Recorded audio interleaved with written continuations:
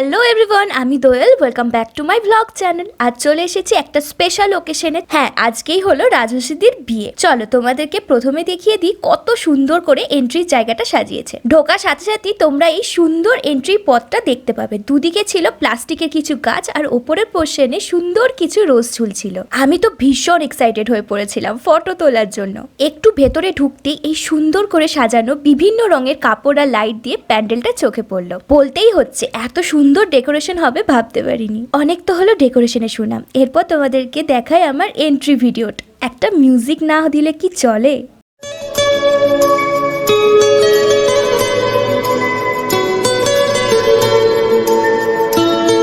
আচ্ছা, কেমন লাগলো এন্ট্রি ভিডিওটা তোমরা কমেন্টে জানিও। আর এই লুকটা কিভাবে ক্রিয়েট করেছি সেটারও শর্টস পোস্ট হয়ে গেছে, তোমরা চাইলে দেখে নিও। কিছুক্ষণ একা ঘোরাঘুরি করার পর চলে এলো আমার দুই সঙ্গী, মানে আমার দুই বোন। তারপর শুরু হলো ফটো তোলার পালা।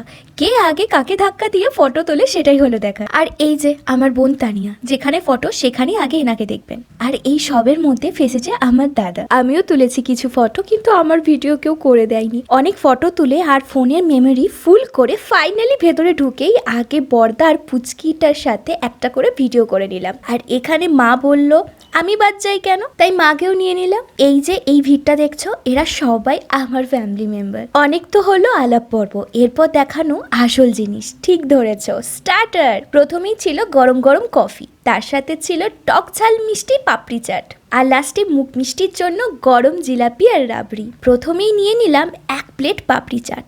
এক প্লেটে 4 পিস দিচ্ছিল। নর্মালি বিয়ে বাড়িতে ফুচকা হয়, পাপড়ি চাট এটা বেশ ইউনিক। এটা কিন্তু আমার খেতে খুব পছন্দ হয়েছিল। এই শীতে বিয়ে বাড়ি এসেছি আর কফি খাবো না, সেটা কি হয়? তাই আমি আর শ্রেষ্ঠা দুজনেই নিয়ে নিলাম এক এক কাপ করে। কফির রিভিউ আর কি দেবো বলো, ভালোই হয়েছিল। তারপরে এলো স্টার অফ দ্য ডে, মানে আমার দিদি। তার সাথে এলো পিসি। লাল বেনারসি শাড়িটাতে দিদিকে ভীষণ সুন্দর লাগছিল। আজ কিন্তু দেখে জিজু ঘায়েল হয়েই যাবে। দিদিকে বসেছিল ওপর ফ্লোরে, তাই আমরাও চলে এলাম এক এক করে দেখা করতে। তার আগে তোমাদেরকে দেখাই কত সুন্দর করে বিয়ের মণ্ডপটা সাজিয়েছে। বিয়ের জন্য সব রেডি। দিদির কাছে এসে দেখি অলরেডি ফটো তোলার জন্য লাইন পড়ে গেছে। আর আমি ভাবলাম কাছ থেকে ভিডিও না করতে পারলেও কি হয়েছে, দূর থেকেই করে নি। আর এই যে আমাদের ফুল ফ্যামিলি উঠে পড়েছে ফটো তোলার জন্য।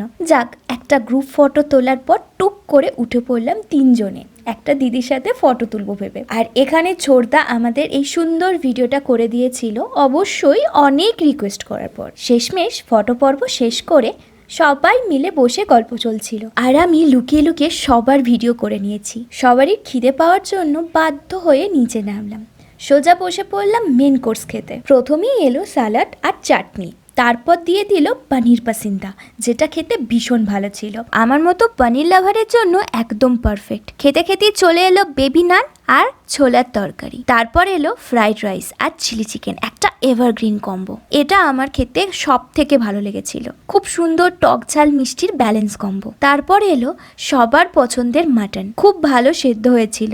মাটনের থেকেও চিকেনটা আমার বেশি ভালো লেগেছে। তারপর এলো যথারীতি চাটনি, পাঁপড়, মিষ্টি। আমি কোনোটাই নিইনি, তাই দাদার প্লেট থেকে তোমাদেরকে শো করছি। তারপর চলে এলো আইসক্রিম, আর শেষে পাসপাস। বিয়ের কোনো ভিডিও করতে পারিনি, তাই তোমাদের সাথে দিদির কিছু বিয়ের ছবি শেয়ার করলাম। এই সুন্দর মুহূর্তটা সারা জীবনের জন্য বন্দি করে রাখছি। যাক, সব শেষে টায়ার্ড অবস্থায় বাড়ি ফিরছিলাম, আর দাদাকে দেখো এইভাবে দাঁড়িয়ে ফিরছে। গাড়ি থেকে নেমে হাঁটতে হাঁটতে ফাইনালি বাড়ি চললাম।